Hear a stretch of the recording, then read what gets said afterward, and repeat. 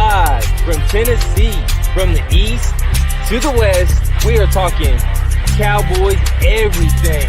And you've just entered the Cowboy Zone. Welcome back to another episode of the Cowboy Zone. I'm your host, Marcus Jones, the Love City Cowboy, coming to you live from Memphis, Tennessee.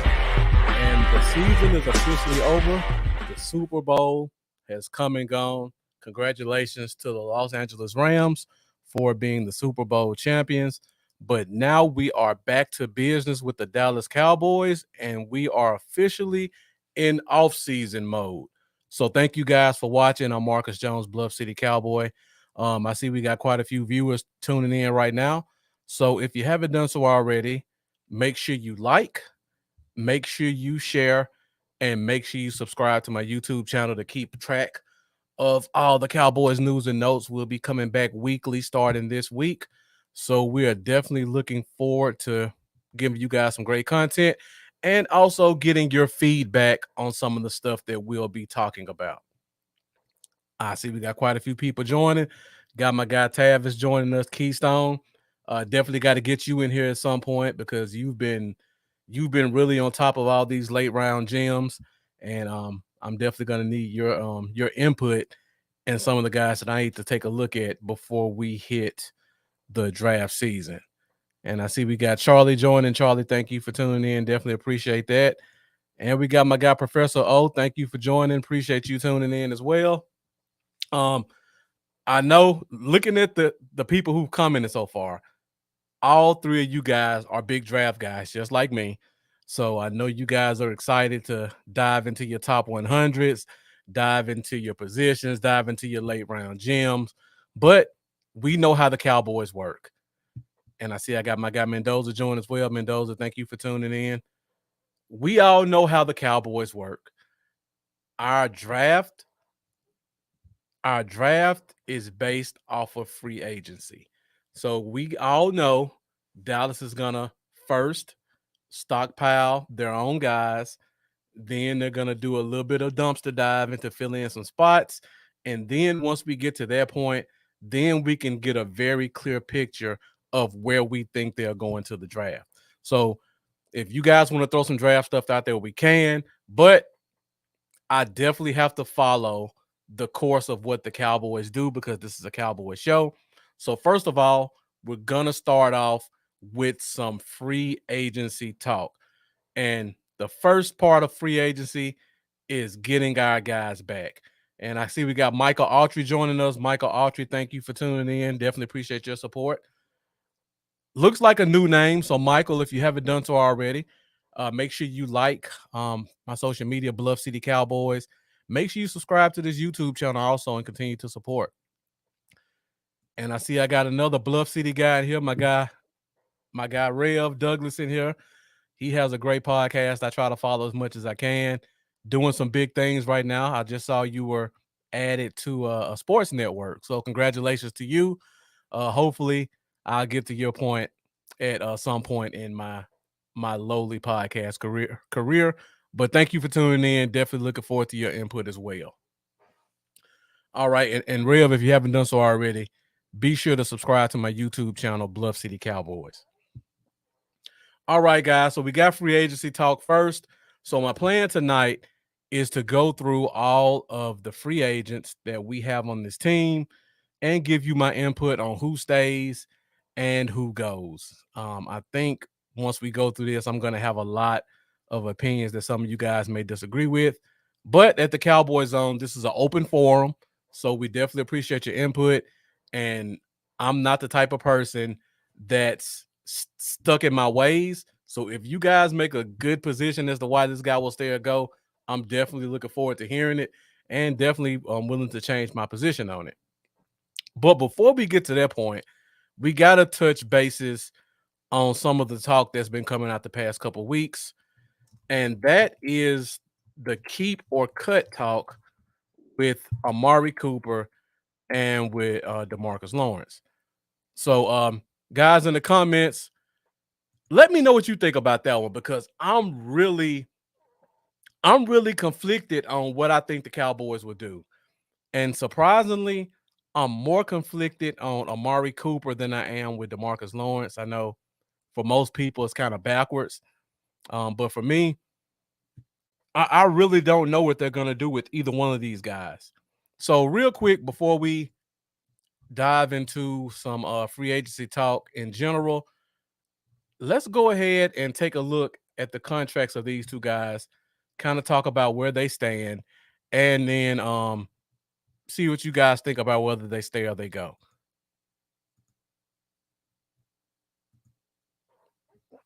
All right, so we're on my favorite site in the world, spotrack.com.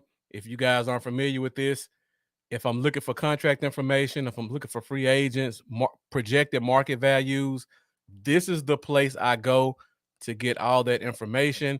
It's always clean, it's always up to date, and for the most part, it's usually pretty accurate. If something's announced at a certain time, usually 5 or 10 minutes later, SpotRack has already got it updated. So if you guys don't do this already, make sure you go to spotrack.com and check out what they have in terms of contracts and free agency. And I just gave them a free pub, so I need to share this little clip and send that over to them to let them know that I did some free advertising for them. So, first of all, we start off with DeMarcus Lawrence. I hope you guys can see this. I tried to make it as large as I could. I'm going straight to the website. So you look at D-Law's contract, and we're right here at 2022. And just talking about his contract, his cap hit this year is $27 million. That is a ridiculously high number, but you can thank the Cowboys for adding on to that by restructuring his contract in year 2, which is typical for any Cowboys contract. Year 2, they restructure the base salary, spread it out over 5 years. So that's adding an extra $3 million onto his cap hit this year. His base salary, which is what he'll be paid this year, is $19 million. That's what goes into his pocket. And for you guys, I know you guys are familiar with this, but we may have some fans who aren't. When we talk about cap savings, the first number we look at is this number right here, which is the dead cap. This is remaining signing bonus, remaining restructures, that if a team were to cut a guy or to trade a guy, this number immediately hits the cap. So that number for this year is $19 million. And Rev, you make a good point about Cooper's contract. We'll definitely talk about that one in a minute. His cap hit is 27.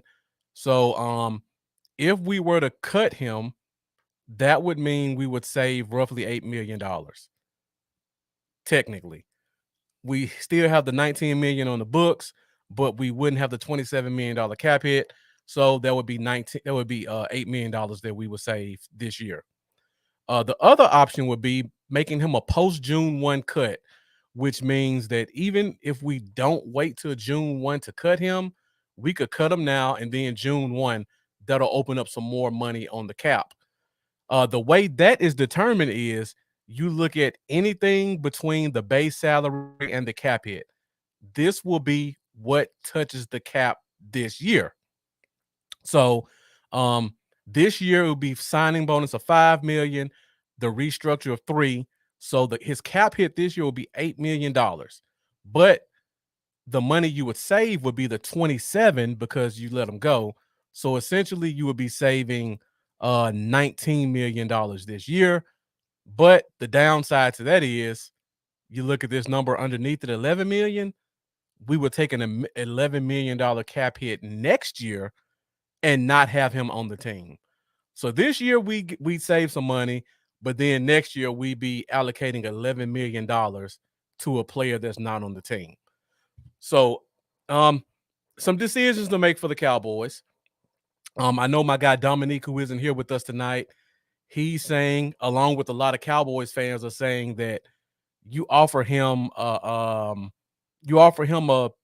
just a pay cut in general, where you take this $19 million number and have him to reduce it to whatever amount you can come up with. Personally, I don't think he would do it. And for several reasons. Number one, He still has another year on his deal. So what would his incentive be to take a pay cut this year, and next year more than likely they're going to come back again to him? Number two, next year we can cut him outright and save $18 million. Once again, you take your $29 million cap hit minus the 11 dead cap, save 18. If he takes a pay cut this year, his agent and himself knowing we're more than likely going to cut him next year at 31 years old and save $18 million. So in D-Law's mind, he's thinking, why would I help you guys this year knowing that the business of football says you're more than likely going to cut me next year? So I'm just basically taking money out of my pocket now that I'll never be able to recover. So for those two reasons, I don't think he's going to take a pay cut. And this is where I get conflicted at, because just like Tavis said, we took a hit with Jalen last year. Nobody saw that coming, I don't think. I mean, we all know the main reason for it. His contract was guaranteed for injuries. We don't have that with D-Law this year. So next year, we could cut him at any time and save that money before the first of the year when his contract guarantees. But Jalen could have had a surgery to clean up his knee or whatever and wrote that into the time that his contract guaranteed for injury, and we were stuck with Jalen for another year. So I understand why Dallas did it with Jalen. They just took the hit. And Michael Archie says he's already done in the past. That's the thing, Michael. He didn't take a pay cut in the past. He just restructured his contract. So if you look at the 2020 year right here, 3, 6, 9, 12, 15, he reduced his contract by $15 million. Now, he still got paid that $15 million. He didn't take a pay cut. He just got his money up front, and the team was able to spread it out. It did not affect the money in his pocket. What people are talking about right now is saying taking that $19 million number down to 14. That's taking money out of his pocket that he'll never be able to recover. There are two different things between restructuring and pay cutting. I don't think he'll do it. So at this point, we got some knowledgeable people watching right now. Let me know what you guys think in the comments, because this one I'm really conflicted on. Do you guys think Dallas would post June 1 cut D-Law to save $19 million this year? For you people who really follow the cap and you know how the cap is structured, the cap numbers are based off of money from the year prior. So in this year, we got a lot of money coming in from Amazon and YouTube for TV broadcasting deals. We also got a couple of games overseas. I think they say we're playing in Belgium, if I'm not mistaken. So that's another game overseas that's going to get added on to. That's going to bring you another European market. So all that money that's coming in right now is going to affect next year's cap. And without having numbers in front of me, next year's cap could probably increase $20-25 million. So in 2023, we may take an $11 million dead cap hit, but we should have enough cap space to be able to absorb it if we wanted to. Charlie says, should they? Yes. Will they? Who knows? And that's pretty much where I am as well, Charlie. I think they should. And but it's all up to the team. Tavis also says if we let D-Law go, either team from our division will try to snag him. That's a good point as well, Tavis. And Matt O says gambling. I forgot about gambling as well. So there are a lot of streams of income coming in. This cap hit could be ridiculous. It could go 30 million next year. And Tavis, you make a good point about teams from our division. I was having this discussion with a friend of mine, and I was telling him that, okay, Dallas doesn't value him at $19 million, but you look at the Jets.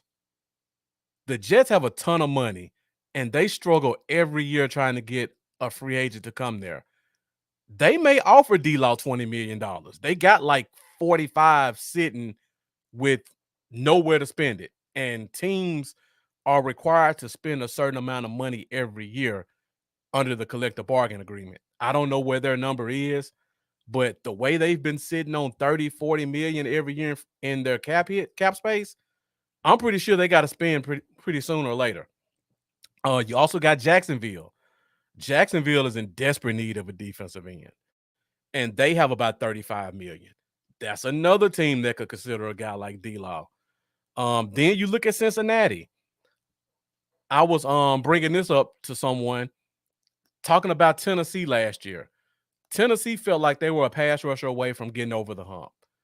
They overpaid, I believe, $16.5 million for Bud Dupree. I know Cowboy fans don't like D-Law, but if you follow football, you know, even though D-Law's not putting up the stats that we want him to, he's a better player than Bud Dupree right now. And Bud Dupree got $16.5 million last year. So for me, if D-Law were to get cut, that's his floor to me, $16 million. And then you got to put pride into consideration. D-Law's not going to take that cut. He would rather go somewhere else and get 16 and stay here and take a pay cut. That's just my opinion. And I see you guys are already going to free agent talk, so we got to get to it pretty soon. I don't want to lose the crowd. I see we got Ralph Campos in here. Ralph, thank you for joining. Appreciate it. I see we got Riker in here. Riker, thank you for tuning in. And Matt O says, interesting stat, but the Cowboys actually did better against the run without Tank this year, contrary to what people think. That's a great point, Matt O. And on top of that, the defense was a whole lot better against the run when Brent Urban was in the game. The few weeks he was here. So we're going to talk about that as well once we go deeper into some of our free agents. Tavis Branks, Detroit Lions, another team. I don't know if they're still dealing with that 3-4 or not. I think they just got another defensive coordinator who runs the 3-4. So if they stick with that 4-3, the Lions are always an option as well. Michael Autry asked about Schultz. Asked will he price himself out of the Cowboys. Give me 5 minutes, Mike, and we're gonna go into free agency talk. And I see we got Charlie and Matt hitting us with the acronyms and the statistics that you can only get from watching Professor O with the Star Gang and watching Charlie with Dallas Cowboys Uncensored. I'm not blessed with all the in-game stats like they are, so I watch those guys to get that information. I suggest if you guys haven't done so, you go follow them as well to get stuff like that. All right, so I think we're all pretty much in agreement. They should do this with D-Law, but they won't. Let's go to Cooper real quick. Look at this contract. Now, Cooper's contract doesn't make sense to cut him. I see we got my guy Geechee in the building. Geechee, thank you for joining. Geechee talking about just the team in general can restructure, get up to $40 million. Geechee, I just talked about how the cap's going to go up next year. We might see an extra $25 million on the cap next year. It could be ridiculous. If we want to win, we will be aggressive and sign some free agents. Now, you know how this team is, Geechee. We could talk about that in a minute. Tav is talking about good luck. Steven likes to sign homebound, resign Hooker and Curse. We're going to talk about that in a minute for sure. And Douglas saying they know how to play without Tank. I hope they aren't that crazy to let them go. However, I hope they aren't that crazy to let them go. Again, interesting take with D-Law. The money does sound enticing. And we did see a lot of positives from Chauncey Golston. He could take a second step in year 2. I mean, the kid played above what I expected with no offseason as a rookie. So you give him a full offseason and you give him some time in the weight room and on the playing field, he may come out this year and be a different player. I mean, we saw it.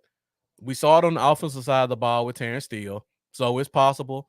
He's a 3rd-round pick, so you know some talent is there, and it could only go up. So we have guys on the roster. We could use Brent Urban as a guy at left defensive end. Brent Urban's the type of guy who's a Swiss Army knife guy, can play across the line, very good against the run. Like I said before, the run game was a lot better when he was playing than when he wasn't. So that's another guy. If D-Law were to go, you could sign him for cheap. He can come fill in. Matt O, talking about one of my favorites, Dorrance Armstrong, a guy that doesn't get a lot of recognition, but he gets a lot of playing time. And when he does play well. He doesn't play to the point most fans want him to, but he's always somebody who's going to give you some solid production. And this year he gave us a few splash plays on special teams and on defense. So we go to Cooper now. And Cooper's contract is interesting. If you look at it, we're at 2022. Sorry for my screen for flickering. It's a computer issue. So his cap hit is $22 million. If we cut him or trade him, the dead cap is only $6 million. So we would save $6 million by cutting him or trading him. If we did a post June 1, you save 20. If that were the case, you probably just go ahead and cut him or trade him. We've been having some interesting side conversations about who would be interested in him. Of course, Washington would always be interested in him. You got teams like the Jets. He still has 3 years left on his deal at $20 million a year. It sounds like a lot to us, but in today's NFL, that's kind of the going rate for a top receiver. Once again, the cap's going to explode next year. So getting a guy for another team like for $20 million in Amari Cooper, that might make you give up a 2nd-round pick.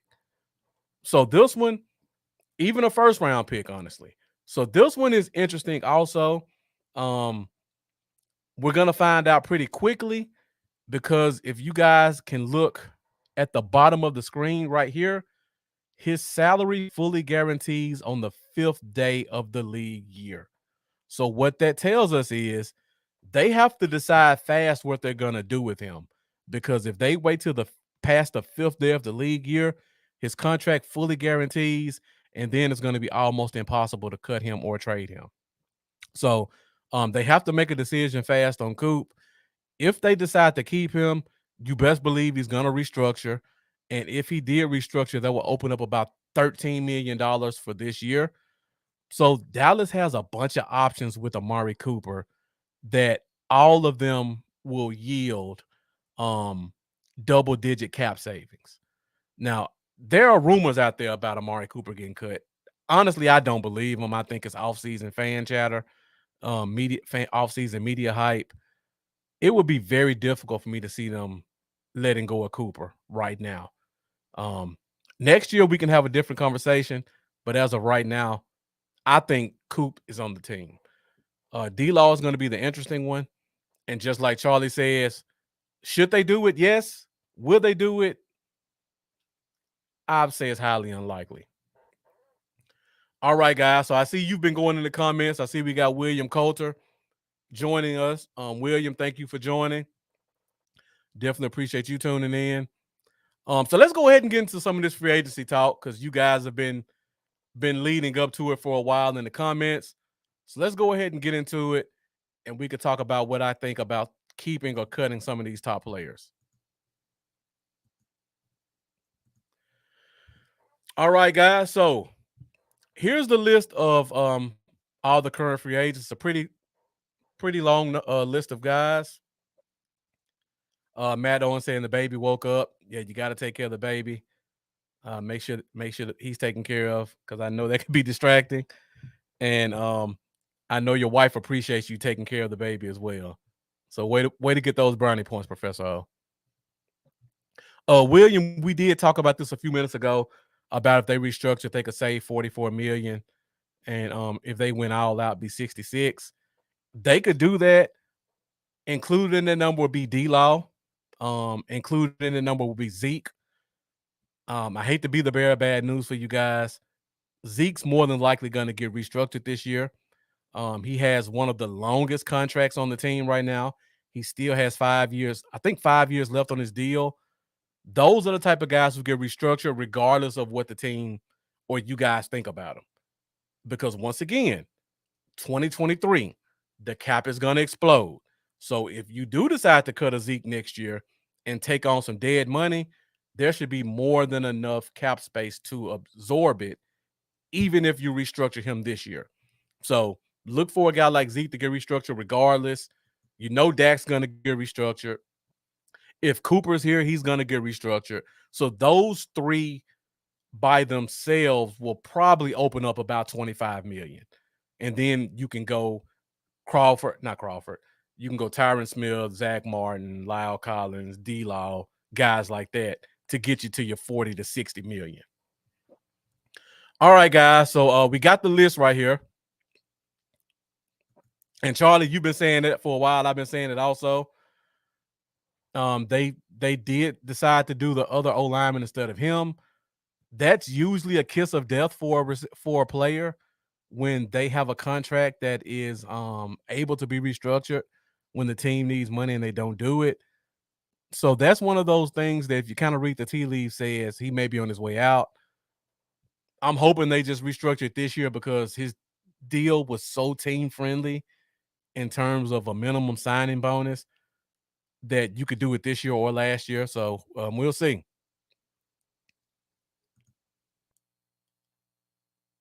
So yeah, Michael Archer saying CD is not our number one. That's why I say keep Cooper. And Geechee and Tav is talking about we saw life without Cooper and how bad it looked.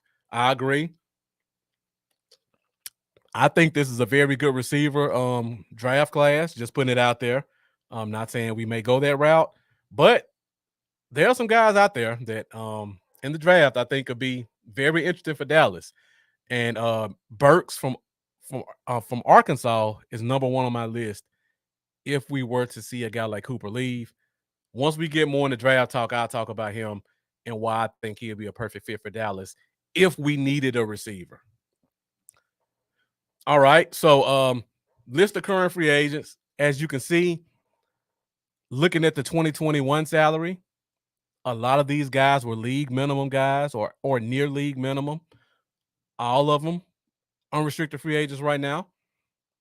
So we don't have a lot of leverage in keeping them in terms of what their contracts look like.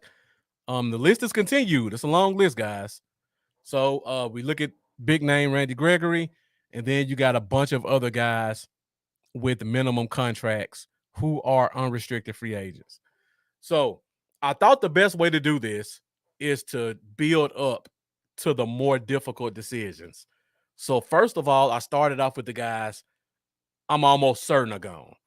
Then I went to the guys I'm almost certain are going to stay.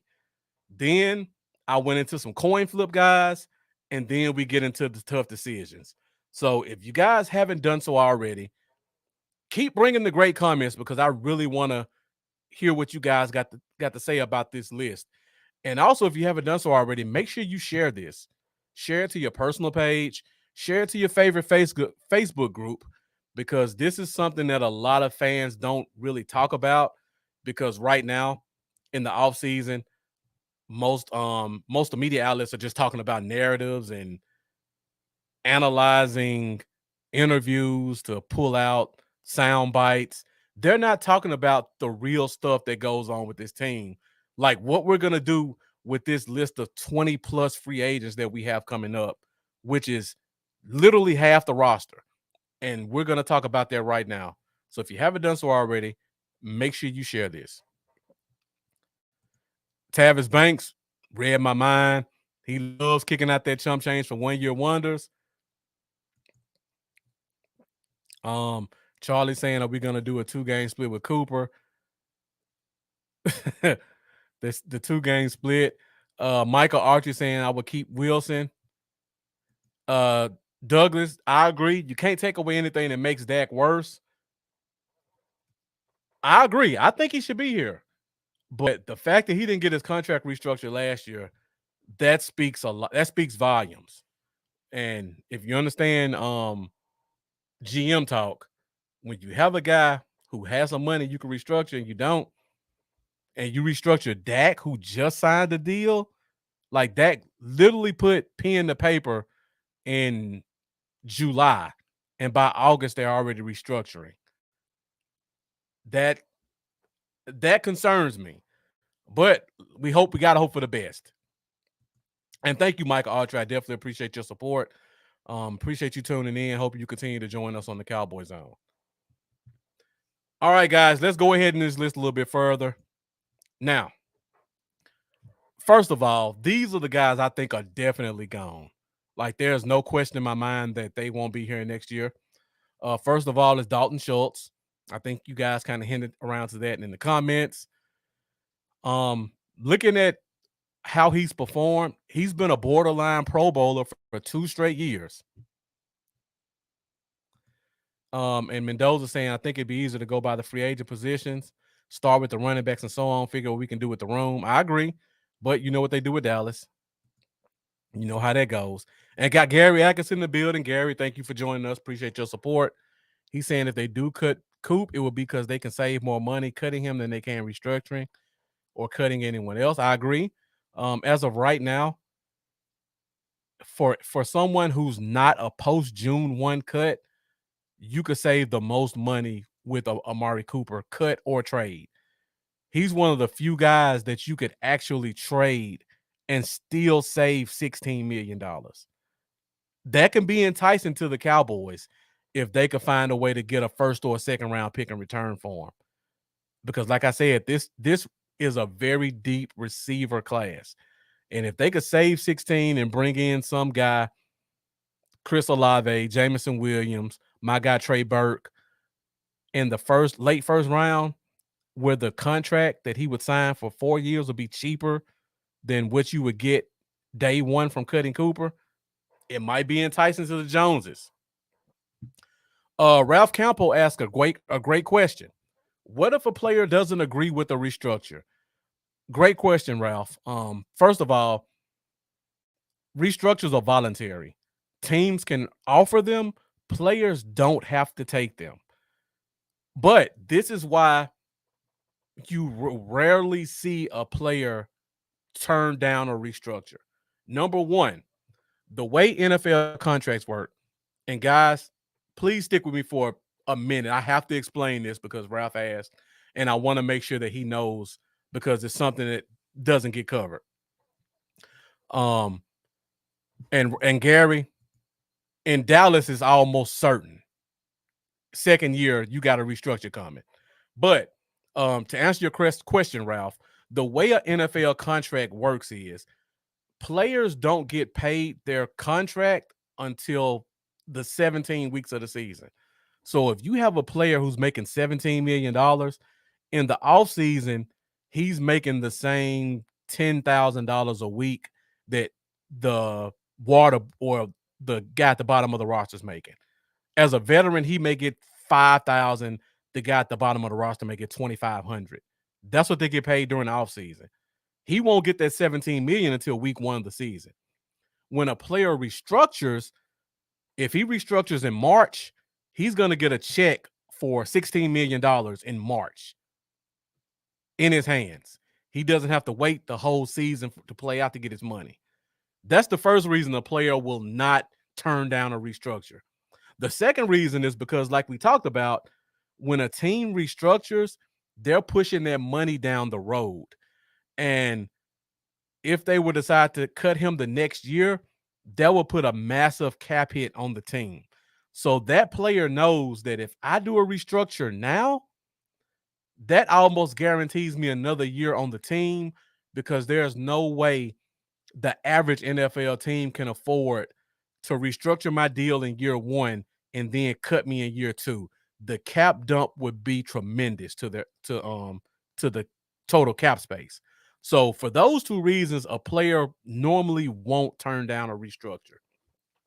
Whether it's written in the contract, like Gary Atkinson said, or if the team comes to them and says it. Now, you'll hear them say in the media, the player they try to make it sound like he took a pay cut. That's not the case. They may say something like he lowered his cap hit. He did, but he got his money up front. He didn't take a pay cut. Tav is talking about Romeo Doubs out of Nevada. Baby Julio. I leave that one to you, Tav. I don't know if I call him Baby Julio, but I definitely see the talent. For me, I have concerns about wide receivers because sometimes they take a little bit longer to develop in the league. But I appreciate you giving me that name. If there's anybody I respect more with a draft name, is you. So I'll go back and take a look at him again and see what he looks like. Right now, I probably have him 3rd, 4th round. So you call him Baby Julio. I don't know if I can rely on him if a guy like Coop left. And Charlie kind of reiterating what Gary said. A lot of players have built-in restructures. They only have to ask the player. A great point. Douglas pretty much backing it up. This is why I love this show, because if somebody asks a question, I know it's 4 or 5 guys in the comments who can give them a right answer. This is what makes the Cowboy Zone so special to me.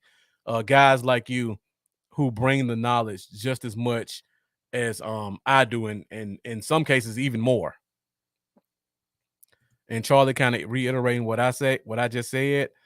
He gets that in his pocket today. And yeah, you're right, Tav. I got to check that guy out. But it's definitely a much cheaper contract because I have him 3rd, 4th round as of right now. But again, this is a deep receiver class. He may have gotten pushed up a little bit more in another class. So that's not saying the talent isn't there. All right, so Dalton Schultz, back-to-back borderline Pro Bowl seasons. I'm looking at Logan Thomas, a guy who just signed his deal, 3-year, $24 million, $8 million a year. I think that's around what Dalton Schultz will probably get in the free agency market. I don't have an idea of what teams I'm looking at for him right now, but I definitely see him as a $7 to $10 million guy. Next up is Connor Williams. And let me backtrack a little bit. When I look at Dallas right now, I say the magic number is like $6 million, $6.5 million. Anybody they sign, that's going to be the max. And I would be highly surprised if it's more than 2 people signed for that amount or near that amount, because we got a lot of 1-year deals we're going to shuffle out. If we open up $24 million, I guarantee you 12 million of that is going to be 12 guys getting signed to league minimum deals, and then 1 or 2 guys getting the $6 million. And if they want to try to stretch it to a 3rd guy, then they're going to have to restructure somebody they don't want to restructure. But that's kind of where I'm right now. If you see a number that's $6 million outside of 1 or 2 guys, that guy's probably gone. I agree. Connor Williams, estimated $6 to $10 million. I have Eric Flowers as a good comparison for him. Another guy who played tackle, kind of struggled there, went inside, got another deal. I would probably put Connor closer to 8 than 10. He could hit 10 depending on the right team. Ralph saying Connor would be a good fit in Chicago. I could see that. That's a great comment, Ralph, because when I look at players, you're going to hear me bring up Chicago a lot.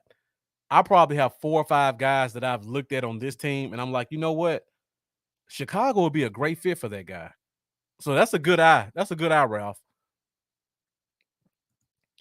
Oh, yeah, he was a bum in college. I don't know how he got drafted 1st round. That's one of those picks where I'm glad the Giants are in our division. The Giants are have been one of the worst drafting teams in the past 10 years. And I was saying this to Matt O a couple of weeks ago. The scariest thing as a Cowboy fan is the Giants let go of their GM, because that guy was awful. And I think the Giants are going to be a much better team this year. Now, Ralph, Cincinnati, I can see Cincinnati. Cincinnati needs all the help they can get. But when I look at Cincinnati, Connor is pretty much what they already have in their right guard. What's his name? Mike. Is his name Michael Jackson? I can't think of his name right now, but they have a right guard who played tackle in college, and Cincinnati moved him inside the guard. And when they did it, I said they just Connor Williams him. And I got to look his name up because I think it's Michael Jackson, but I'm not 100% sure. Kid from Ohio State. I know I got guys like Mendoza and Tavis who probably already know this. I think it's Michael Jackson, but I want to be 100% sure. Left guard, right guard. Okay, I don't see his name now. But I'll have to find it later. But yeah, I could possibly see that. They have a guy named Jackson Carman who they drafted out of Clemson last year. He didn't get a chance to show his worth. I think he'll get a chance to get a starting spot this year. Okay, Michael Jordan. Thank you, Mendoza. You're right. It's Michael Jordan. That's the kid out of Ohio State. Michael Jordan is the guy that played tackle. They moved him inside the guard, and he just looked awful because he wasn't strong enough. Oh, yeah. Connor's gone. There's no way we're paying what I think he'll be worth on this team. Tavis, you're talking about Thayer Mumford. I think he's coming out in the draft this year, if I'm not mistaken. I'm getting them confused with the kid with the French name. But yeah, Michael Jordan's the guy I'm thinking about. Thank you, Mendoza. So yeah, Connor Williams, it's over $6 million. He's more than likely gone. Maurice Kennedy, I just think he's gone because for 2 years he hasn't done anything. Nashawn Wright is kind of becoming our special teams guy. Kind of taking on all those spots that help push a guy like Cedric Wilson more in the offense. Helps replace what helps add on to what we have already with our other corner, who's Mr. All-World. And then the cornerback room is just full in general. I mean, we already got 4 guys who I think are legitimate NFL players. Then you got Kennedy. I mean, you got Wright, and you got the other guy. That's 6. We're probably gonna draft a guy late, so that'll be 7. And then we still have the guy that we haven't had a chance to see yet from I hate it when I come on the show and I go blank. The kid they moved to safety, and now they put him back at corner. We still haven't had a chance to see him yet. So without even signing a player, we're already 7 deep at the cornerback position. Reggie Robinson. So we're already 7 deep at corner. I think Kennedy's on his way out. I think he's had his chances. So I think he's gone for sure this year. All right, so we talked about the guys who are definitely gone. Now we got to talk about the guys I think are definitely staying.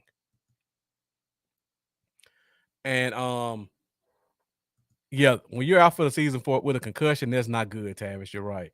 You miss 1 year because you opt to sit out. Then the next year you miss with a concussion. Shane says the problem with the Cowboys is the way he overplays players who are on the roster. He overpaid several key guys before he had to overpay Dak. That's one of the reasons we're not active in free agency. You know, I agree. Some teams just work like that, though, Shane. It took Green Bay literally 20 years before they decided to open up the pocketbook and pay some guys outside of the locker room. Cincinnati's the same way. Cincinnati refuses to sign big name free agents, but they continue to overpay guys in-house. Certain teams just operate that way, and Dallas is just one of those teams. I don't know why I keep putting Justin Gifford. It's Luke Gifford. Mendoza, you know I got to put my guy Mitch Hyde in there. Clemson's finest. But regardless of what you think about him, Francis Bernard is an exclusive rights free agent. What that means is if the team offers him a contract, league minimum, he has to take it or he sits out the season. League minimum deal for him is probably 465, 565. So if that's a guy who's a special teams guy, he could possibly give you some defensive snaps. You got 90 positions to fill out in the offseason. Bring him in, see if he can make the team for league minimum. Same thing with Mitch Hyatt. I know people don't like to hear the name. I keep bringing him up. He's also an exclusive rights free agent. He's an offensive lineman. He's a former All-American in college. He's been dealing with a lot of injuries, but he's a cheap guy, and we're going to need depth in the offseason for practice purposes, especially at offensive line. So I think he's coming back. He's going to get a chance to prove himself during the offseason. He'll probably be a third-team offensive lineman, guard, tackle guy because he has that flexibility. Probably could play a little center as well. I think he comes back. That's not saying he'll be on the team in September, but for the offseason purposes, I think he signs a contract and I think he returns. Luke Gifford, thank you for that Mendoza and Tavis. He's a restricted free agent, which means the team can tender him based off of where he was drafted. He was an undrafted free agent, which means he's going to get the lowest tender possible, which is probably slightly above league minimum. If a team were to offer him a contract, Dallas has the right of refusal. So normally with guys like that, no team is going to offer him a deal because they know Dallas will probably match whatever his value is. So more than likely, Dallas will offer him a tender. He'll sign it, and he'll be a Cowboy next year. And Gary saying it's not that we overpay. They just pay the wrong people a lot. They value the wrong positions like drafting Zeke over Ramsey. And Tavis saying that that's weird because let us draft Ramsey with no run game. We'll talk about that. That's true. That's true, Tavis. Damned if you do and damned if you don't.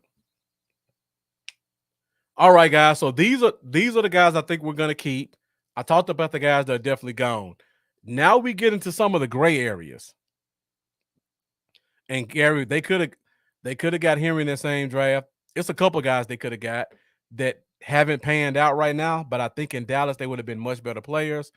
Devontae Booker, I think, would have been really good in Dallas coming out of Utah. I went blank on that draft. There was a kid that was drafted by Baltimore out of Louisiana Tech. He dealt with a lot of injuries, but I think if he would have came to Dallas, he would have given us close to what Zeke gave us. Not what Zeke gave us, but he could have been a good alternative to have on that team. And Mendoza, I agree, this is Gifford's last chance to make an impact. All right, guys. So now this is where I need your input at, because now we get to some of these coin flip guys. We got the easy ones out of the way. Now we get into the more difficult ones. We got one more group. These are guys who I think are going to return at or near the league minimum. First of all, Ty Nsekhe, 37 years old. He's either going to play here or retire, I think. League minimum guy. Corey Clement, I think he showed enough to get offered a contract. Just special teams alone, I think he'll get offered a contract here at league minimum. Malik Turner showed us a lot of flashes in limited playing time. I don't think he did enough to garner a contract from another team, but I think he did enough to get another contract here. Now, Tavis, once again, I'm not saying he'll be here in September, but you have to have offensive linemen for the offseason because you know Lyle Collins is going to sit out. You know Tyron Smith is going to sit out. And you have to fill out a first team, second team, and third team. And he's a league minimum guy. So I think he's going to be here for the offseason. And if he happens to make the team, he's going to be cheap. So I'm not saying he's going to be an impact guy. I'm just saying I think he's going to return to the team on a cheap contract. I mean, I agree, Mendoza. I agree. I would like to have somebody more spry, like a Mitch Hyatt, but that's another story. But I'm looking at him because he's cheap. He knows the scheme. He has experience, and he can fill in the offseason. Now, once we get to July or August, we can have another discussion when we fill out that 53-man roster, whether or not he makes it. As of right now, I think he's on the team. Jack McQuaid, you don't let go of long snappers if they do a good job. I think he does a pretty good job. I think he stays. Brian Anger, a quality punter. We could find a better alternative, but I think he's a league minimum guy.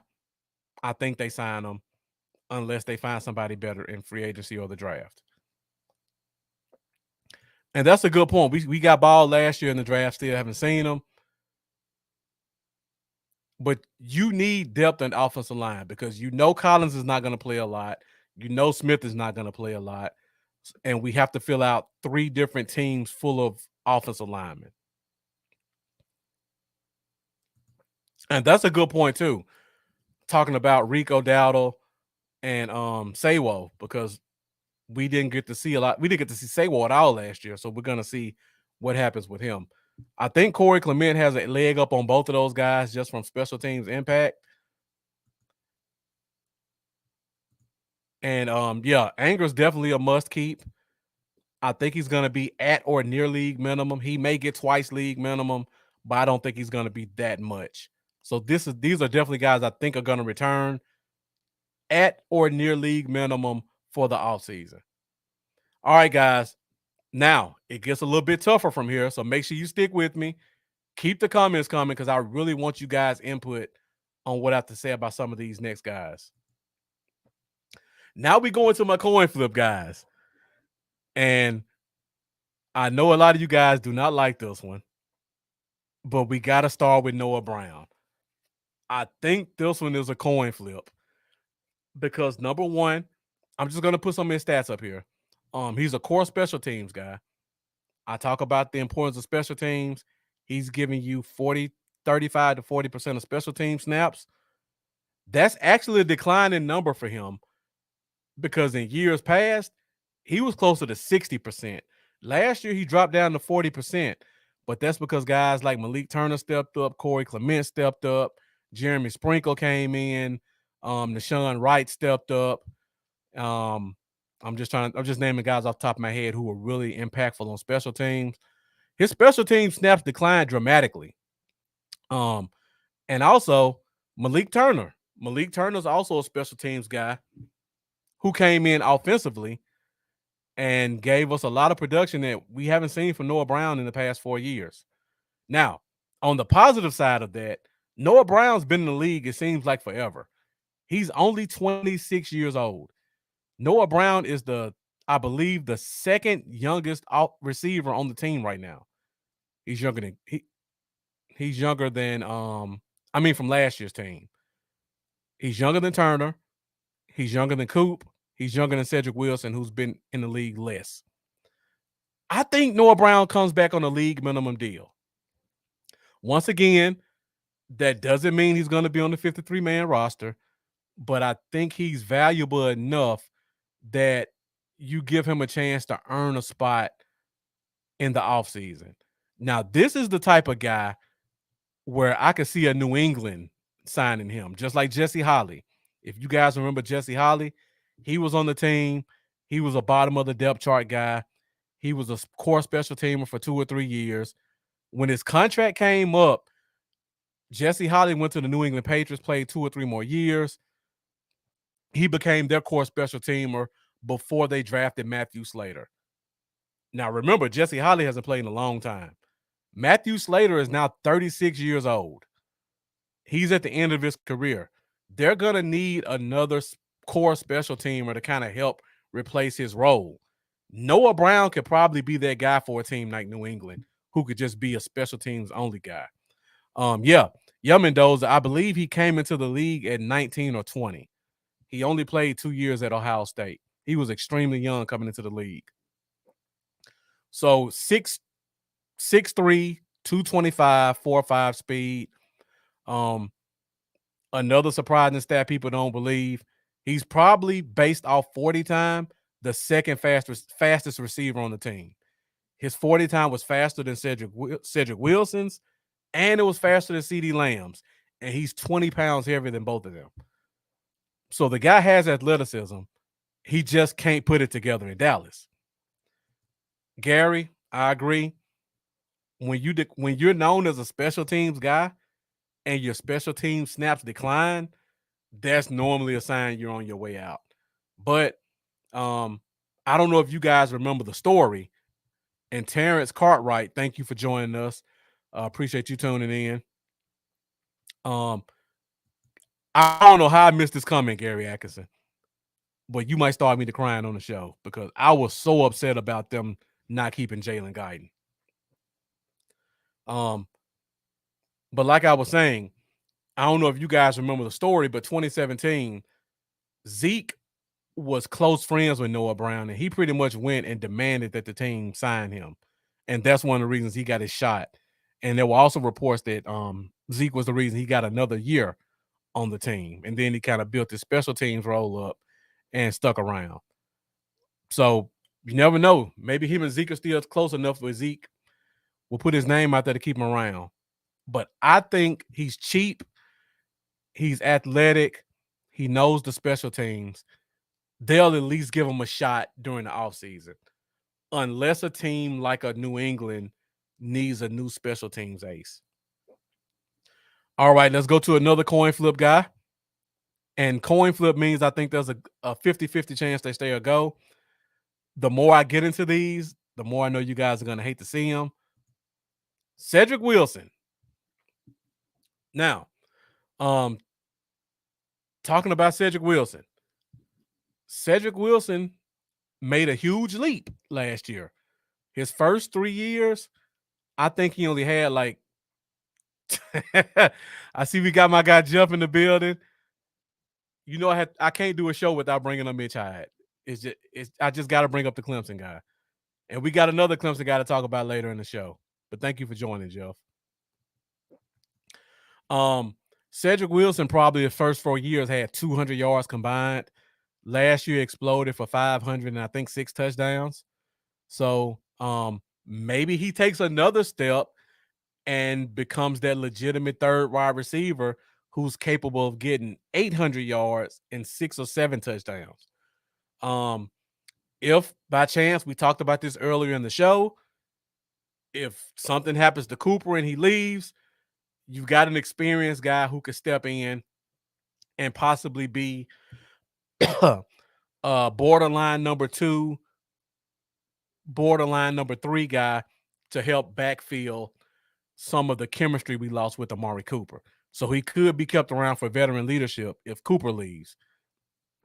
Now, I have some player comparisons for Cedric Wilson. The lowest level is Zach Pascal, Indianapolis Colts. He's been kind of a career borderline number 4 receiver for the Colts. He signed a 1-year, $3.3 million deal last year when his contract came up. Another guy, Keelan Cole, I think he's a slightly better receiver than Cedric Wilson in terms of elusiveness and ability to play inside, outside, and stats. His contract was 1 year, $5.5 million. And then we got Kendrick Bourne, another guy from the Niners. He stepped up. He gave them some borderline number 2, number 3 stats. New England signed him 3 years, $15 million. And he's made some splash plays for them throughout the course of this year, stepping up and really being a number 1 receiver for several games for their young wide receiver. I would put Cedric Wilson, and I know a lot of fans are going to disagree with this because we put on that fan hat and think all of our players are Jesus. I put Cedric Wilson at $4 to $4.5 million, maybe $5 million, absolute max. But I don't think he's better than Kendrick Bourne. I don't think he's better than Keelan Cole. The only way he gets to $5 million is if he signs a long-term deal. So if Cedric Wilson signs let's say 4-year, $19 million deal, with little to no signing bonus, I say, okay, that he'll stay and he'll be $5 million. Other than that, if it's a 1-year deal, he's getting 3.5, $4 million. Remember I said that magic number is about $6 million. If some of you guys think, and a lot of you guys are saying he's not a coin flip, I think he stays. William Coulter saying he could throw the ball. Mendoza saying they want to keep him. And Shane Odom saying he has to stay. A lot of love for Cedric Wilson. And then once again, Jeff saying Wilson stays as well. That dollar amount is going to make a big difference on whether he stays or goes. If somebody offers him 5.5 or $6 million, you guys can kiss him goodbye. Like, there's no way Dallas is going to pay him that much to stay. Plain and simple. If the number's closer to 4, I say, okay, he has a shot to stay here. So for him, I got him staying if the number's $5 million or less. If it's more than 5, he's gone. All right. So I see a lot of you guys. Okay, answer me this question since you guys saying he stays. Do you guys think Dallas signs Cedric Wilson to a deal worth more than $5 million? Thank you, Terrence. I see you already beat me to it. Will Cedric Wilson get a $5 million deal? Let me know what you guys think in the comments. And then I got some follow-up questions for you.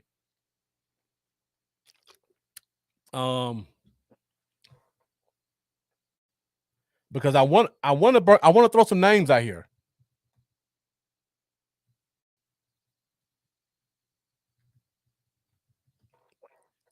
Okay, so everybody, okay, I see we're all on the same page. Then you guys are saying, yeah, you want to keep him, but you know your team, and they're not going to give him more than $5 million. Oh yeah, they'll bring us some narratives, Jeff. They'll definitely bring us some narratives once you start talking about paying the guy $5 million. So let me just throw a couple names out there, and we'll probably talk about these once we go into more in the free agency and positions of need. Now, Terrence asking, is Cooper still here? As of right now, assume Cooper stays. Gary Atkinson, great point. I'm going to talk about Michael Gallup, and I did a lot of homework on this one, and I think you guys are going to be surprised what I found. So let me just throw a couple names out here. It's going to be some names you guys recognize. They're going to have some injury concerns, but remember, we're talking a number 3 receiver. We did this with guys like Randall Cobb. We go all the way back to I keep going blank when I go live on shows. The guy that we signed from the Chargers, who was our number 3 receiver, had a breakout year and left. We're known for signing number 3 guys to small deals. Now, question. We got $4 million. And Sammy Watkins, who signed the deal for 1 year, $5 million last year, says, you know what? I missed out on my chance to play for Dallas 2 years ago. I want to come home. Sammy Watkins, 1 year, $4 million. Cedric Wilson, 1 year, $4 million. Lauren Robinson. Thank you, guys. I appreciate the fan base. Sammy Watkins, Cedric Wilson, both of them $4 million. Who does Dallas go with? Let me find out in the comments. You know Jerry likes names. Okay, Jeff says I'll take a chance on Sammy Watkins. And this is possible now because Sammy Watkins signed for $5 million last year, and he didn't do anything with Baltimore. Okay, I see Tavis saying Wilson, Terrence saying Wilson. Okay, all right. Let me throw another name out here. The Chiefs have a bunch of young receivers that are coming up. I know you guys want speed. They have a bunch of speed. Mecole Hardman, former first-round pick. He may have worn out his welcome in Kansas City. He's looking for a fresh start on life. He'll come to Dallas for $4.5 million. You taking him or Cedric Wilson? Mecole Hardman, probably the same height and weight as Cedric Wilson, but a legit 4'3". You guys still won't say it? Let me know what you think in the comment. Mecole Hardman.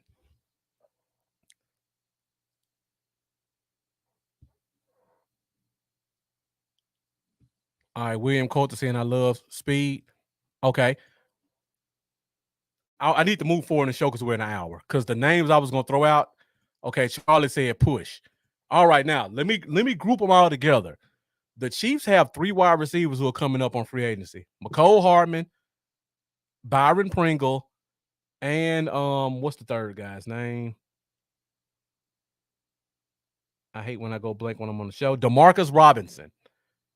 All 3 of these guys are legit 4-3 guys. The Chiefs have all 3 of them. One of them's going to leave. Is there any one of them you would take over Cedric Wilson as your number 3 receiver? I agree, Douglas. None of the guys I'm naming are known for staying healthy, but you know how Dallas is about getting a guy to be your 3rd receiver. Randall Cobb, Lawrence Robinson. Can't really stay healthy, but they come here and somehow put it together and have a great season. All right, so let me move forward with that one. I was just curious what you guys thought, because there are going to be some names that come up who are just as young as Cedric Wilson, who've proven just as much and are faster. And I feel like this team needs some speed. Cedric has somewhat of a rapport, but that's not to say that Mecole Hardman couldn't come in and have that same rapport with that. All right, guys, let's go to the next name. Now, this one is interesting. I know fans hate him, but somebody brought up way out of our price range, Tavis. If Coop left, we could probably have this conversation in 3 weeks after the 5th day of the league year. We can have the Calvin Ridley conversations. But as long as Coop is here, I can't even get into it right now. I don't want to get myself excited like that. Eric Berger, thank you for joining us. He's saying it doesn't sell jerseys, be the same dude as the other guys, and already has continuity. You know how important those jersey sales are to Jerry, though. Now, for this one,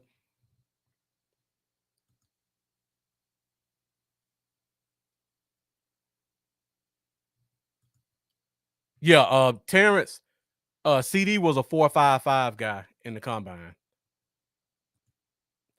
Douglas, you say that, but let's take a time machine back to 2018, where we signed Allen Hurns and Deontay Thompson and what's the little short guy from the Rams? Austin. Those were a bunch of injury-prone guys that we brought in here and thought they were going to be the answer, and none of them were.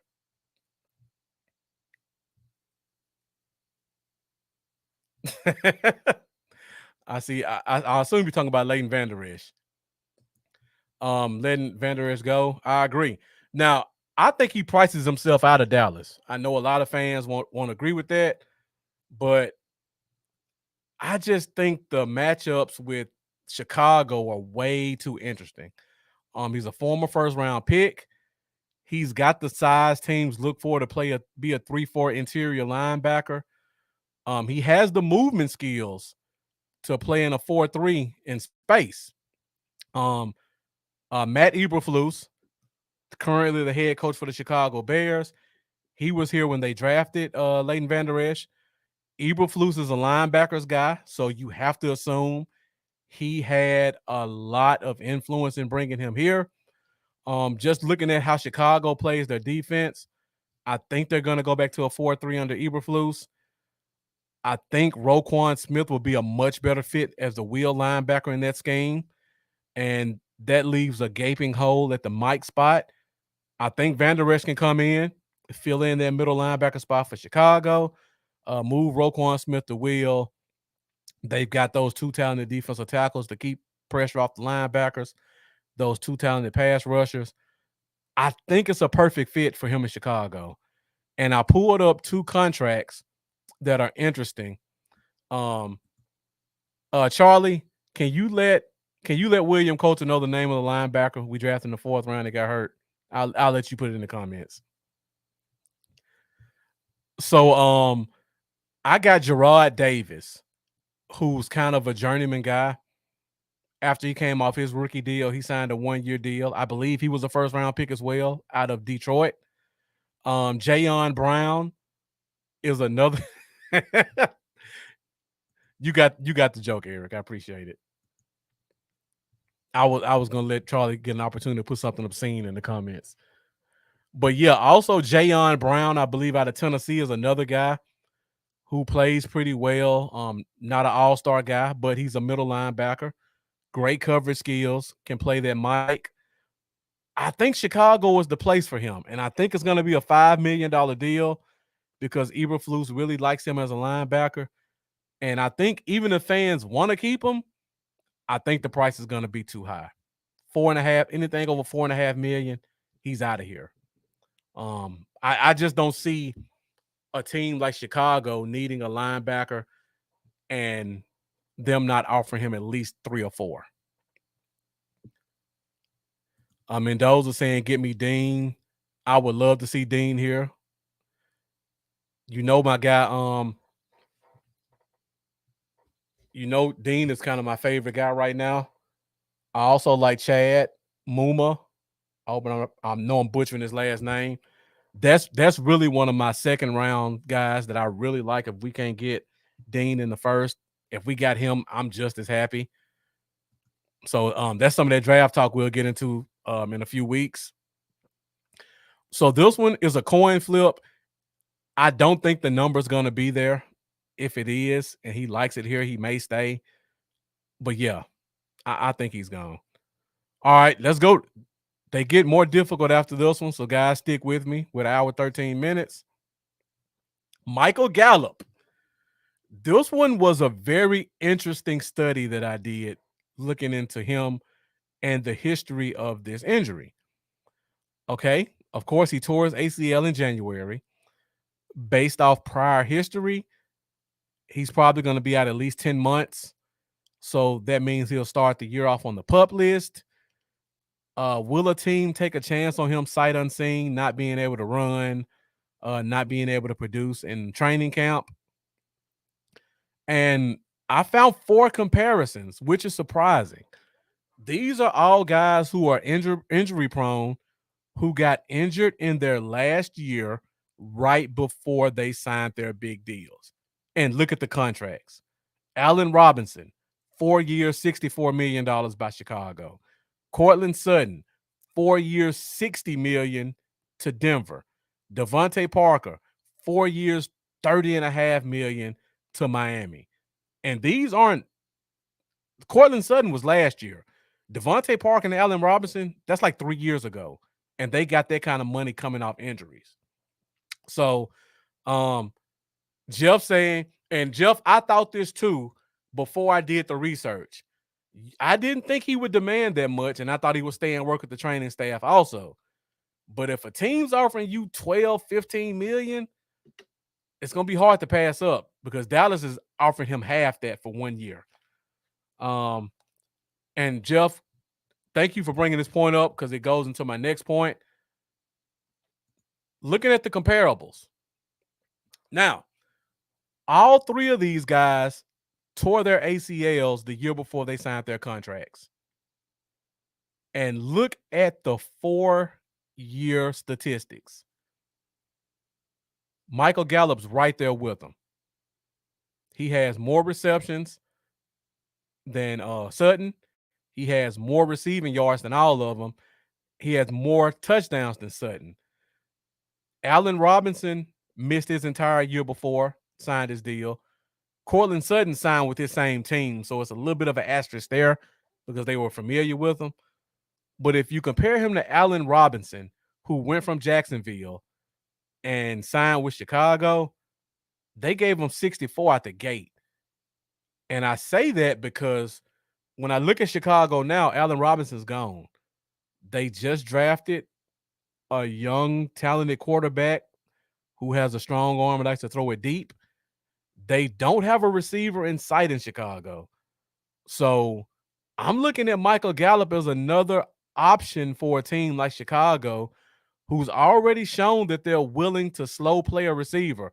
Alshon Jeffrey, Allen Robinson, Cameron Meredith. I'm going back to old names here. They're known for taking chances on injury-prone receivers and giving them big contracts. Michael Gallup could be the next in that list. And Jeff, you said a team won't have him until the midpoint of the year. That's true. But Allen Robinson was the same way. Allen Robinson wasn't there until the midpoint, and they still gave him that big deal. He tore his ACL. Now, I don't think the number will be 16, Jeff. I'll agree with you there.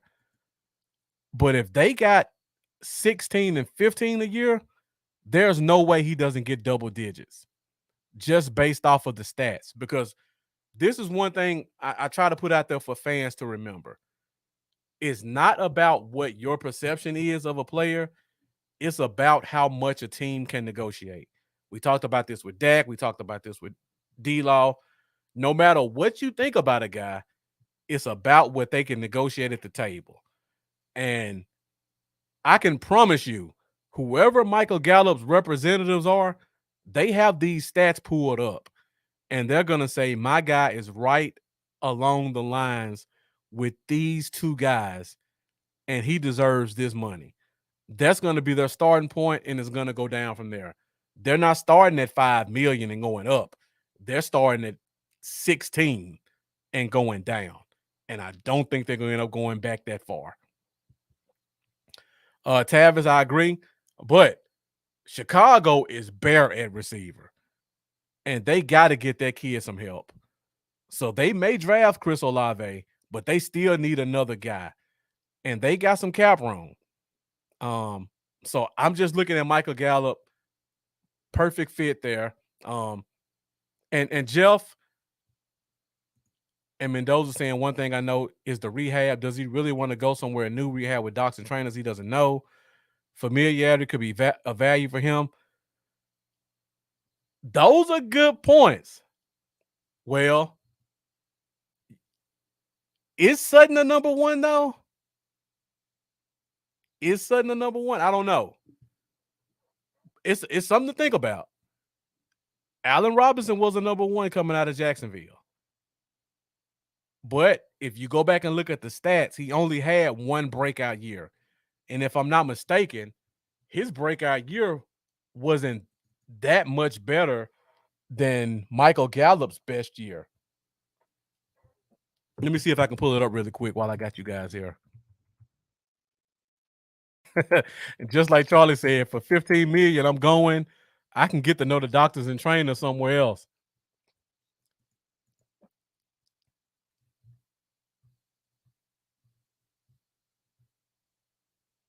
All right, guys, let me just pull up. Let's look at the first 4 years of Allen Robinson. His first year, he had 500 yards. He exploded for 1,400 yards and 14 touchdowns.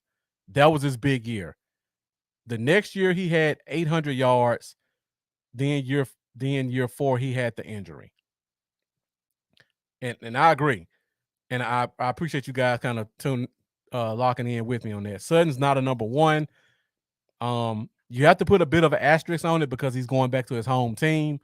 But again, he's a number 2 that got paid. So you look at Allen Robinson's first 4 years. I mean, you take away that 1,400-yard year, and these numbers are worse than Michael Gallup's. And we're calling him a number 1. So it's not that ridiculous to think that Michael Gallup could get that kind of money. I don't think he'll get 15. I want to say that. But those are the comparables. I think the number starts at 15 and goes down more than it starts at whatever and goes up. So let me ask you guys this question before we move on, because I see some people kind of saying, I think he stays. What do you guys think the number is for Michael Gallup? I'm curious about that. Before I did this research, I thought the number might be 7 million. 1 year, 7 million. Is that where you guys are? Because I'm just curious. Where do you guys think Michael Gallup's number was before you saw this? And did this change your perception of what you think the number is going to be? I agree the number's going to keep him under 15, Eric, but we're starting at 15 and going down. We're not starting like Tavis is. We're not starting at 9 and going up, I don't think. And I had it at 7. Jeff has 9 to 10. So Jeff, you brought up the point. You says,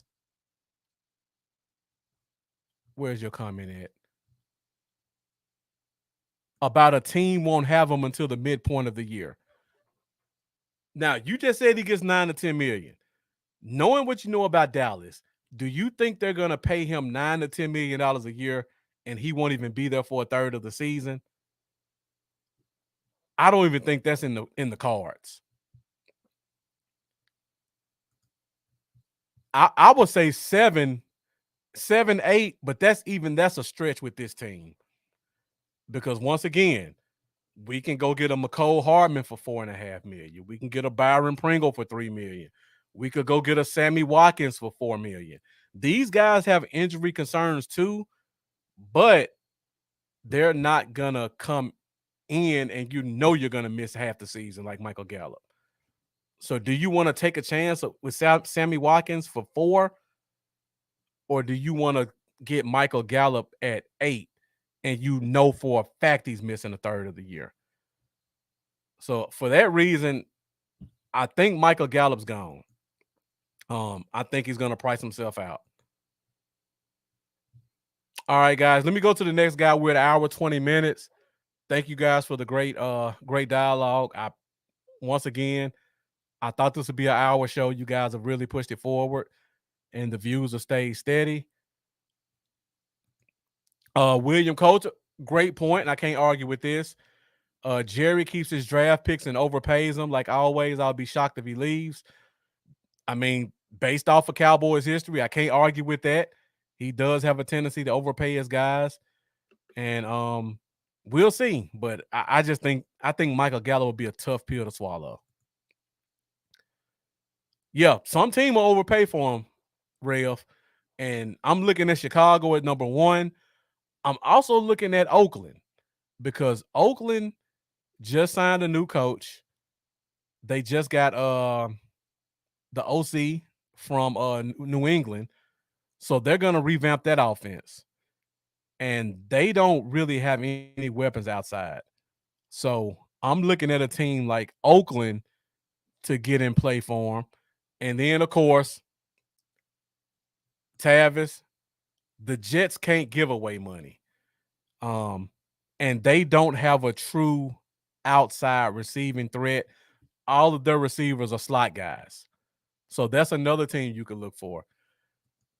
Mendoza, I was going to say Ravens, but I have a tendency to put players with the Ravens too much. So I didn't want to say the Ravens, but I definitely think the Ravens would be a good option for him. They definitely need a deep threat guy who can go up and make 50-50 ball catches.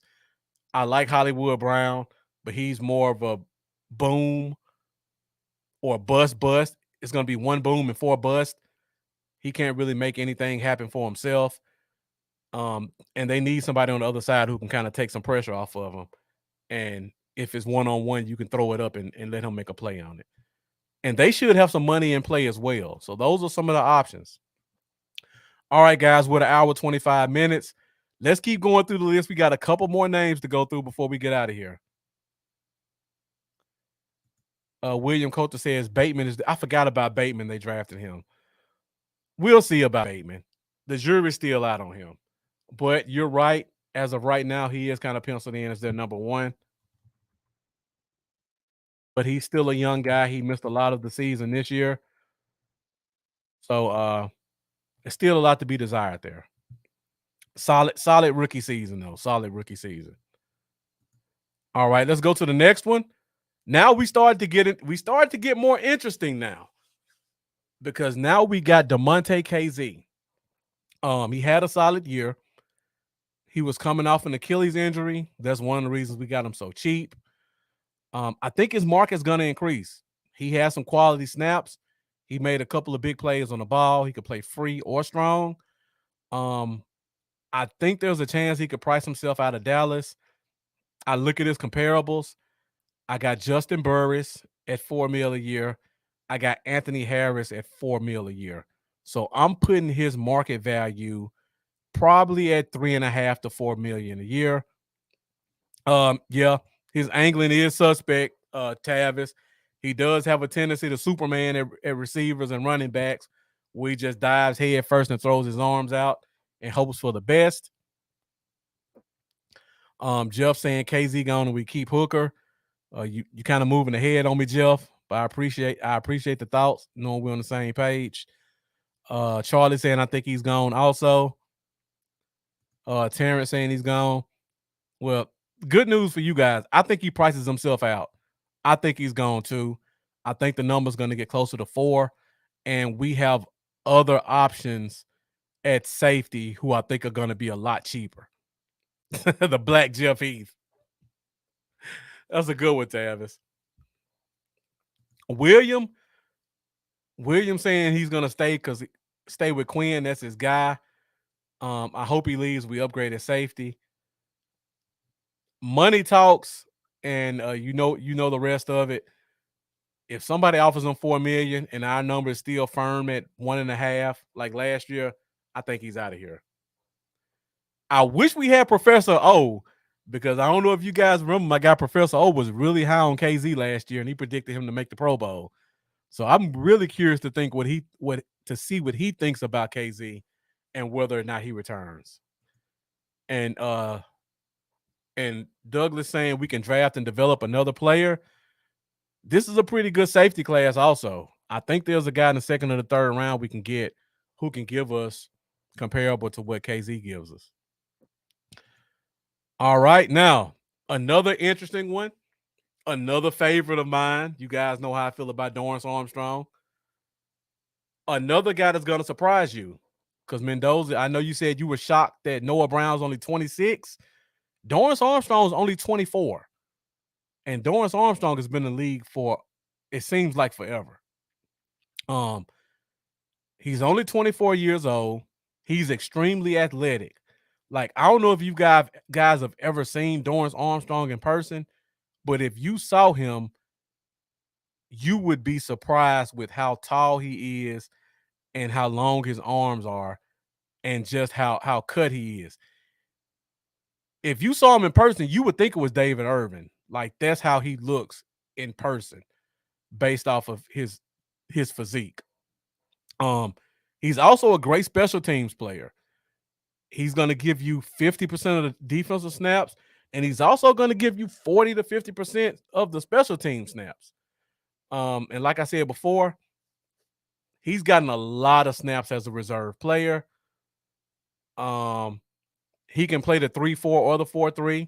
He thrived in college at the 3-4 at Kansas. Like I said, he's very athletic.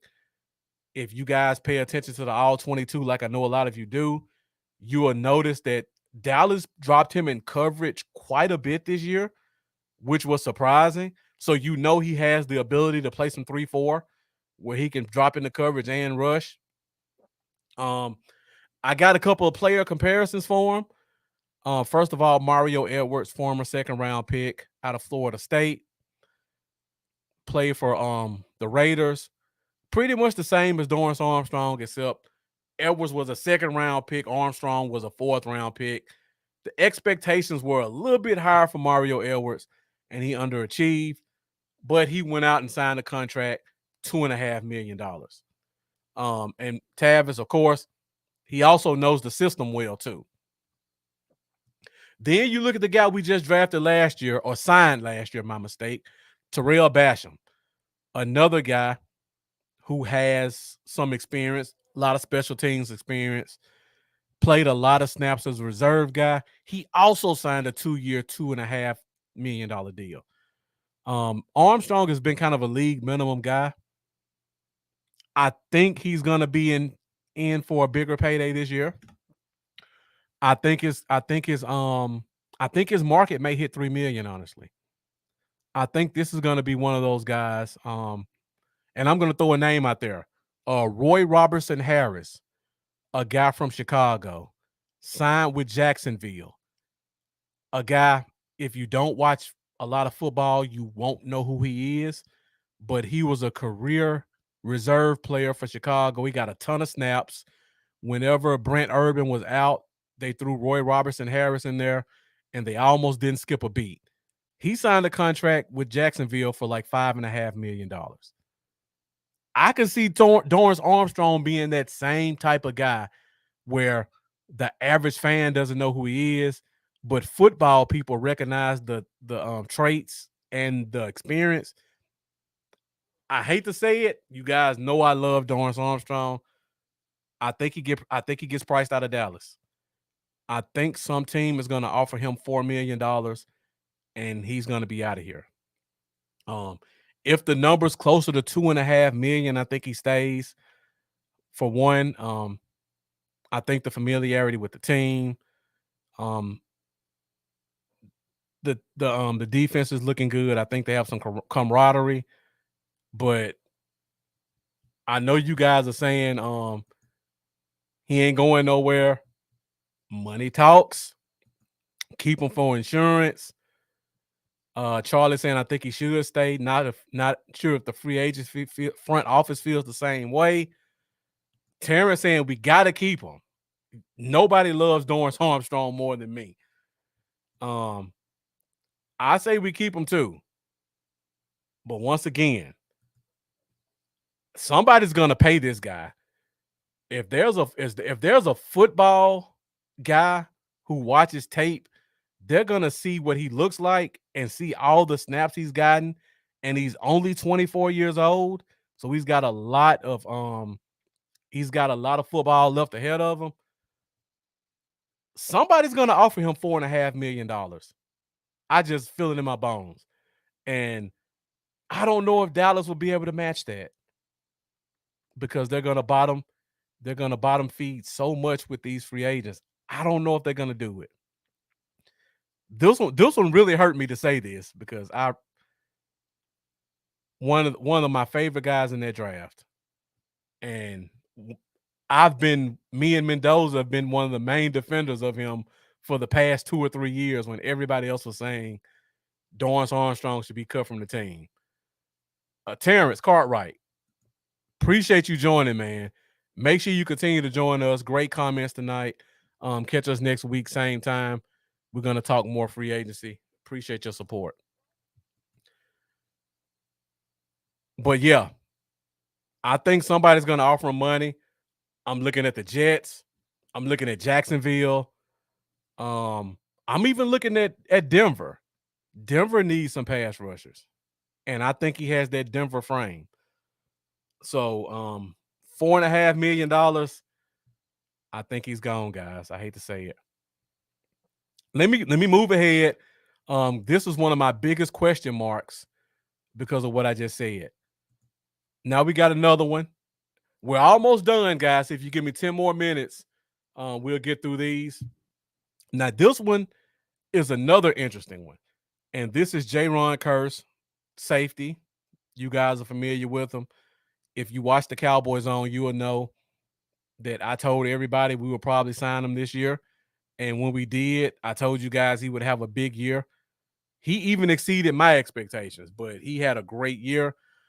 He plays an unusual position. He plays the star position. It's not a position that's seen in the NFL a lot. It's kind of like a hybrid corner, linebacker, safety role. It's usually something you see on a college team. Just my basic knowledge of the team, there are only 3 other teams that use a star position. One of them's Green Bay.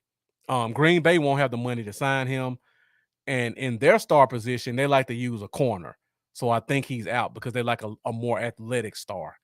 The second team is Seattle. Of course, they have Jamal Adams.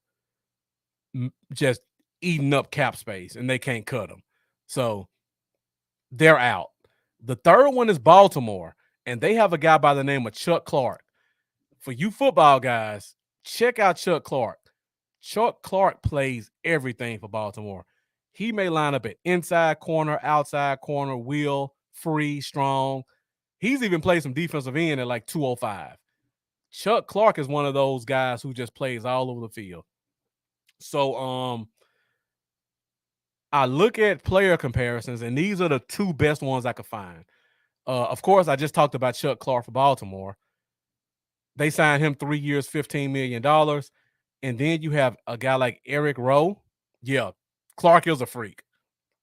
Curse isn't on Clark's athletic level, but he does a lot of the same stuff in terms of linebacker, safety, a little bit of nickel corner, big nickel play too.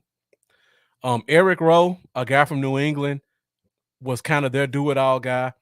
Got a big deal with Miami to try to do the same thing. It didn't work out. But both of those guys signed for about $5 million a year. I think that's going to be the dollar amount for Jaron Curse. And I think they're, like I said at the beginning of the show, I think we're going to clear about $30 million out of cap space. I think we're going to sign one or two guys, $5 million or so.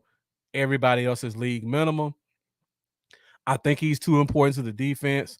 I think Dan Quinn's going to have a long talk with him. I think he likes it here. And I think his role is so specialized that no other team will be able to use him correctly. I think he ends up staying. I think $5 million is market value. And if they give him that, he's definitely here. I think they'll find a way to squeeze a couple dollars out of him and get him closer to $4 million. So I'm looking at a 3-year, $12 million deal, $2 million signing bonus, essentially a 2-year deal, and see what happens in 2024.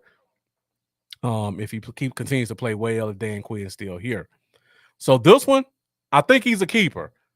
I don't think his market is going to be that big, and I think he really likes it here. He's the captain of the defense, so I think they do whatever they can to keep him. This is one they may open the pocketbook up a little bit more. It won't get outrageous. Don't look for $6 or $7 million. Don't look for any Jamal Adams comparisons. But $5 million, $6 million, it'll be a tough pill for Steven to swallow. But I think at the end of the day, they'll do it. So yeah. Yeah, Michael Archer saying keep him for the low. I think his cap is 6. I think that's about what he could get in the free agent market, if that much. I agree. I don't see in Dallas let him walk. Got to sign him at all cost. I agree. I think I'm down to the last one, and you guys already know who it is. Oh, there we go. Randy Gregory. This is the biggest question mark of the year. So, Randy Gregory, when the season starts, will be 30 years old. He's essentially missed, 2 full seasons due to suspensions and injuries. Despite all the years he's played and how much fans love him, his best season, he's only had 6.5 sacks. He's been a splash play guy. The Fairweather fans can catch him laying down beside the quarterback. They'll see him make a big play on 2nd and 8. But the run game, he leaves a lot to be desired. And he's had some injury concerns. So it's not a lot of good tape out there on Randy Gregory. So I found these, and yeah, Mendoza, you're right. And Dorrance Armstrong just had 5 sacks this year, 5.5 sacks this year. That's why I think Dorrance Armstrong is probably gone. He's younger. He's probably more athletic, if you believe that. And he has a higher upside. So I looked at some player comparisons for Randy Gregory. Now, Emmanuel Ogbah, 2 years, $15 million. He signed with Miami. That was a little bit of a stretch to me. I don't think Gregory's as good of a player as Ogbah. Danico Autry is actually a really good comparison to me. I believe he played for Tennessee. He was a guy who was kind of a 5-sack guy for his career. Got a $7 million deal. And then we got Marcus Golden, who I think is probably the best comparison. Marcus Golden came out, same draft, same round, probably has at least twice as many sacks as Randy Gregory does for his career. He signed a 1-year, $5 million deal with Arizona. So when I look at Randy Gregory, I put his market anywhere between $5 and $7 million. I know some people saying you got to franchise him. You don't have to franchise Randy Gregory. Trust me. Some people saying, well, you got to give him $10 million to stay. No. Football people are going to look at comparables. It happens all the time. These are legitimate comparables for Randy Gregory. You can maybe go to a Dante Fowler or Clowney if you wanted to. I don't think those are good comparables for Gregory. And those guys are only at $9 million. So he's definitely not getting more than them. So I put him at 7. Tav is saying the run defense is suspect. Jeff saying we'll pay him under the table to stay if they haven't already. Michael Autry saying he should take an in-house deal because Jerry trusted him. And Charlie saying if he asked for too much, I let him walk. 100% agree. And then Charlie follows it up with, I don't think he will ask for too much. The only thing that could happen is if a team goes all in on him and overpay him. If that happens, you let him walk. This is what I think happens with Randy Gregory. I think that fear that Charlie put out here that some team may try to go all in on him, I think that fear is real. But at the same time, we have one of the best negotiators in the game in Jerry Jones. Randy Gregory is going to be the poster boy for his free agency. I think the day that free agency is open, Jerry's going to offer him an above market deal, which I think is $6.5 million. I think he takes it. It's probably going to be 3 years, $20 million, $3 or $4 million signing bonus, low cap hit this year. Next year, if you want to cut him, you can. If you want to keep him, the price is cheap. Year 3, he's probably gone. So I see Randy Gregory finishing his career out in Dallas. I see him getting a 3-year deal, about $6 to $6.5 million. To me, that's overpaying for him, but I think they do that just to build some morale in the fan base, and then it lets them kind of build the rest of their free agency. So I see Gregory signing, I see Kerr signing, and then everything else is dictated from there. Dorrance Armstrong, I think he's gone. I think KZ is gone. I think Gallup's gone. Cedric Wilson, we'll see what the market dictates. But it wouldn't be surprising. It's a coin flip whether he's here or not. So that's pretty much all I got for you guys today. I just wanted to go through some of these free agent guys, get you guys' thoughts on them, see where you are, like me, see where you are at what their values are, their values in terms of monetary, their values in terms of what the team thinks about them in terms of importance, and whether you think they stay or go. Charlie saying if signing him to $6 million build morale in the fan base, our fan base is dumb and I talk about all the time.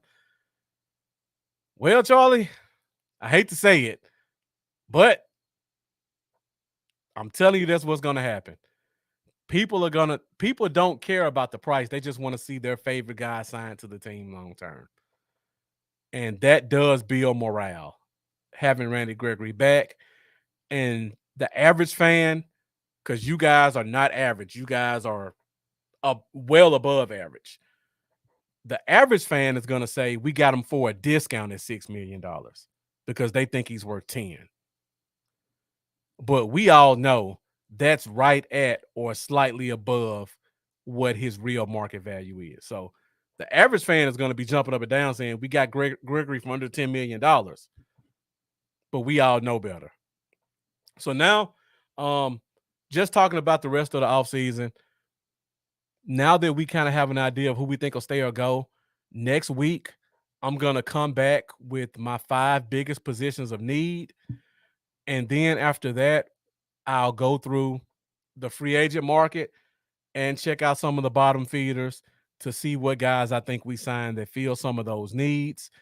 Then we'll do a little combine talk, post combine, and then we'll mix in some free agency along with the draft until mid-March, where we're at mid-February now.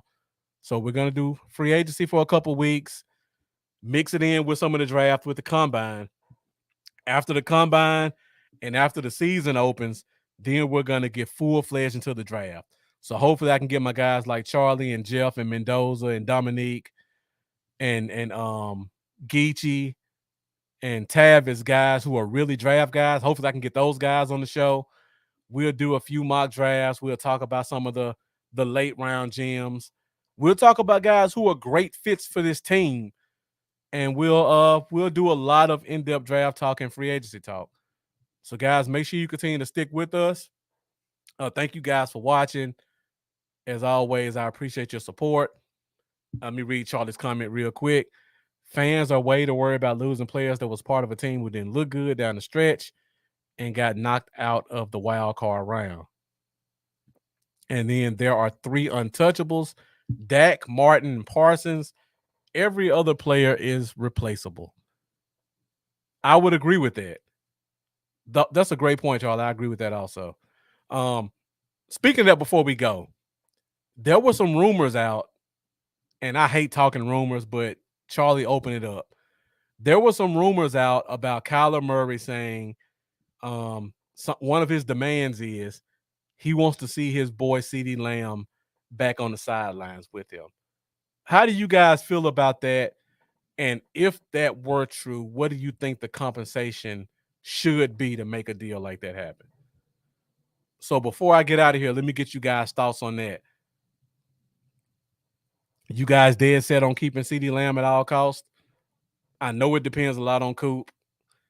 Assume Coop stays and the Cardinals offer you a first and a third for Lamb. Coop's here, first and a third for Lamb. How you feeling? I'll take a couple of comments and then we'll close this thing out. Jeff saying laugh in Kyler's face. Let me get a few comments before we get out of here. I think I'm going to start going back to Thursday night soon, but I'll probably do Wednesday for another week or so. So until then, be sure to join us next week, 8:30 Central Standard Time for the Cowboy Zone. Next week, I'll be doing my 5 positions of need based off of what we think is going to happen in free agency. And then after that, we'll talk about some of the guys I think will be available to fill those needs. All right, Jeff says Lamb stays. Let me know what you guys think before I get out of here. Be sure to catch us next week, 8:30 Central Standard Time for the Cowboy Zone. If you haven't done so already, make sure you like, make sure you subscribe, make sure you share. You can find me on Facebook at Bluff City Cowboys. You can find me on Instagram, Bluff City Cowboys. You can find me on Twitter at Bluff Cowboys. And you can find me on YouTube at Bluff City Cowboys. I'm still hanging around the 200 mark for my subscribers. So if you guys can help me get to the next plateau, I definitely appreciate it. Once again, appreciate all you guys' support. Charlie saying first and a third, maybe I want a player. Mendoza saying I need multiple first. Remember, they want him allegedly. That's a good point, Mendoza. If you want him, you got to pay for him. I agree. Now, Jeff, you say Lamb stays. See, you beat me to it because I was about to say, what if it was a first, a third, and Andy Isabella? How you feel about that? Because I think Kirk might be a free agent this year, if I'm not mistaken. So that's another guy. We talk about Cedric Wilson. Kirk might be another guy talking back on that that might be available for $4 or $5 million that you can bring in over a Cedric Wilson. But Jeff, first, third, Andy Isabella. You still sticking with Lamb? But I agree, Mendoza, because we had this discussion in our private chat. CeeDee Lamb still has 3 full years of control. That's valuable to a team, that you have 2 more years of cheap contract, and then you have the 5th year option, which is relatively expensive, but for the caliber of player you're getting, who's capable of 1,100 yards and 7 touchdowns, it'll be more than worth it. Lokes 44 asking about another Cowboy Dale video. Lambo's got a lot going on right now. He's working like 80-hour weeks, but I'm gonna try to get him to make a video. I don't know if he'll be able to join within the next month, but I'll see if I can get him to make a video at some point. It'll probably be a combine video, so be sure to look for that. Combine's coming up in a couple of weeks. I'll try to get Cowboy Dale to give us a combine video that we can play. So Lokes 44, thank you for bringing that comment up, and be sure to come back and look for that video. Hopefully I can get him to do it. And Charlie saying he can actually ask for a new contract after this year. If they are smart, they would do it and not wait and end up paying more like they did with Coop and Dak. That's a great point, Charlie. Just because they have cheap control over him doesn't mean necessarily that he's going to be cheap for 3 years. And Zach Martin and D-Law, of course. But yeah, so definitely something to think about. So I think that's pretty much it. Next week, like I said, I'm going to talk about my 5 positions of need. So I'll be posting around social media to get you guys input on what you think are some of the 5 positions of need based off of what we talked about tonight and some of the positions I think will be gone. So I'll be getting that and I'll compile it. And then we'll do a little bit more free agency talk as we round into draft season. I know a lot of guys are already hitting the draft up pretty hard, but I have to follow what this team does. I don't want to throw a bunch of names out there in the draft knowing full well that, for example, we all love, I don't want to say the trigger names. I'll say it. We all love Linderbaum, Tyler Linderbaum, the center. If Dallas signs Billy Price, which is a name you're going to hear me bring up quite a bit, if they sign Billy Price and they keep Tyler Biadasz and they keep Mac Farniok, you could pretty much wipe Linderbaum off your draft boards. That's just one example. So be sure to stick with me and continue to watch, continue to subscribe, continue to follow. Thank you guys for watching, and hopefully I'll see you next week. You guys have a good week. I'll see you at 8:30 Central Standard Time next week for another episode of the Cowboy Zone.